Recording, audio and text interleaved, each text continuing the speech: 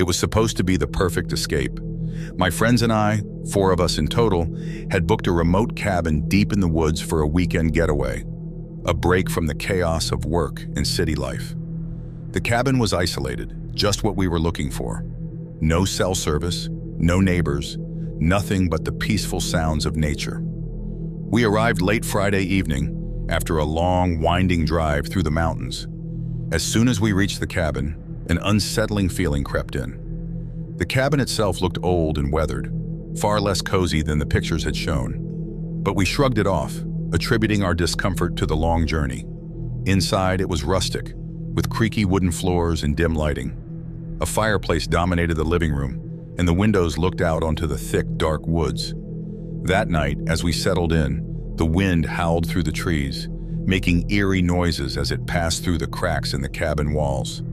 It felt too quiet at times, like something was missing. We spent the evening playing board games and laughing, but underneath it all, there was a strange tension, like we were being watched. Around midnight, things started to feel off. My friend Sarah pointed out that the windows, which had been closed when we arrived, were now slightly open. None of us had touched them. We locked the windows, shut the curtains, and assumed it was just a draft. At around 3 a.m., I woke up to the sound of something scratching outside the cabin walls. I lay frozen in bed, listening. The sound was faint but persistent, like claws scraping against the wood. My heart raced. I sat up, straining to hear more, but it stopped suddenly, leaving an eerie silence. The next morning, we discovered something unsettling: footprints around the cabin. But they weren't human. They were large, clawed prints, unlike anything I'd ever seen. They circled the cabin and disappeared into the woods. We couldn't explain them. None of us could identify what kind of animal could have left them. Nervously, we tried to brush it off as a bear, even though it didn't quite fit. Saturday night was even worse. The scratching noises returned, but this time they were louder, more aggressive. We all heard it. Sarah, Jake, and Emily gathered in the living room with me, terrified. We tried to convince ourselves it was just an animal outside, but the sounds were too deliberate, too close. At 2 a.m., the power cut out. The entire cabin was plunged into darkness, and we were left with only our flashlights. That's when we saw it, something moving outside, darting between the trees. It was too fast, too large, and too strange. It seemed to be watching us from the woods, pacing back and forth, just out of reach of our lights. Panic set in. We locked all the doors, but the scratching at the walls continued, louder and more frantic. It circled the cabin as if trying to find a way inside. Sarah started sobbing, and Jake grabbed the only weapon we had, a kitchen knife. But what good was that against something we couldn't even see clearly? For hours, we sat huddled together in the dark, listening to the sounds outside. Every now and then, we'd hear a low growl or the sound of twigs snapping. It felt like the longest night of our lives. As dawn broke, the noises stopped. We packed up immediately, too scared to stay another minute. On our way out, we saw something that will haunt me forever. Deep claw marks etched into the front door, as if something had been trying to tear its way inside. We left the cabin in a hurry, and none of us spoke much on the drive back. To this day, we never found out what was stalking us that weekend. But whatever it wanted us to know it was there, and it wanted us to be afraid. That experience still sends chills down my spine. What we encountered in those woods remains a mystery, but I know one thing for sure: I'll never go back to a remote cabin again.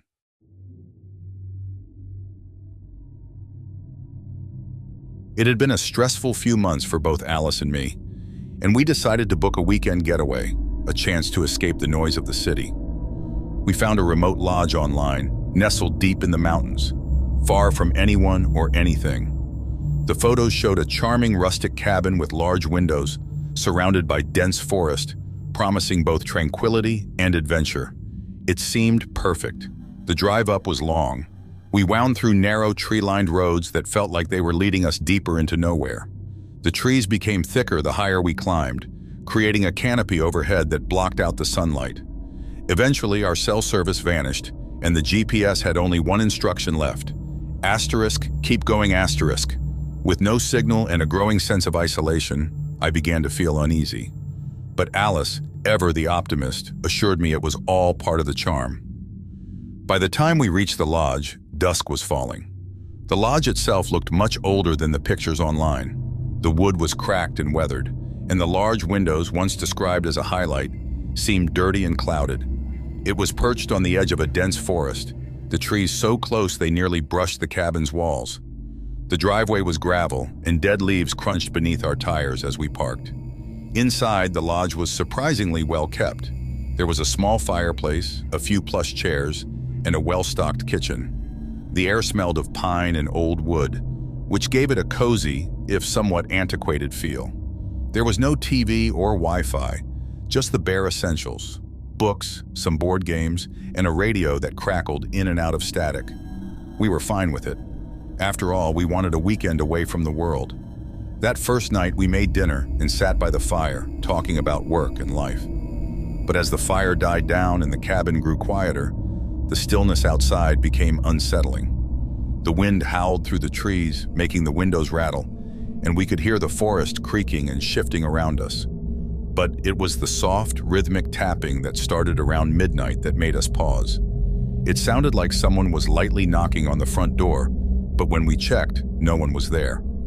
Alice brushed it off as the wind, but I couldn't shake the feeling that something wasn't right.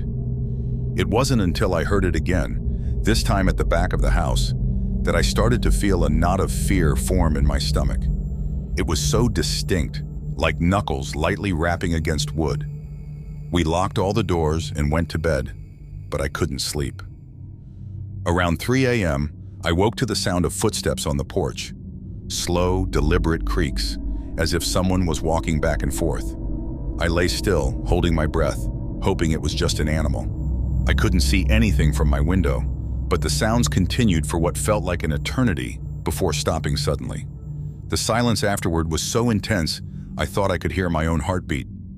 The next morning, Alice and I decided to explore the area, hoping to shake off the weird vibe from the night before. We found a small hiking trail behind the lodge, which led deeper into the forest. After about an hour of walking, we stumbled upon something strange: a clearing with an old, crumbling cabin. Unlike our lodge, this one was in complete disrepair. The windows were shattered, and the door hung from its hinges, barely attached. We both stood there, staring at it, wondering why it wasn't mentioned anywhere in the booking description. The air around it felt wrong, heavy, like it was holding something sinister. We decided to leave it alone and headed back, feeling more uneasy than ever. When we got back to our lodge, we noticed something we hadn't seen before: strange markings on the trees surrounding the property. They were crude carvings, like symbols or letters, but none of them made sense. Alice thought it might just be kids messing around, but I had a growing sense of dread. Someone had been here recently. That night, the tapping started again. This time, it was louder, more insistent. It moved around the cabin from window to window. Then the footsteps returned, slow and deliberate, circling the lodge. We sat huddled together, whispering, too afraid to look outside. The sound stopped for a moment, and just when I thought maybe it was over, there was a soft scraping on the front door, like something was dragging its nails across the wood. We were paralyzed with fear. Alice grabbed a flashlight and motioned for me to check with her. We tiptoed to the door, and when she shone the light through the peephole, we saw nothing but darkness. She opened the door just a crack and flashed the light outside, revealing deep, fresh footprints in the dirt right by the porch. They were large, too large to belong to any animal. We slammed the door shut and barricaded it with whatever furniture we could find. That night, we barely slept, and the tapping and scraping continued into the early hours of the morning. At first light, we packed up and left. As we drove down the mountain, I glanced back at the lodge, and standing on the porch was a figure. Tall, motionless, watching us leave. I couldn't see a face, just the dark silhouette of a person. We never spoke of it again. We left a review for the lodge online, but didn't mention the strange occurrences. After all, who would believe us? But deep down, I know we weren't alone in that lodge. Something was out there, watching, waiting, and it wasn't human.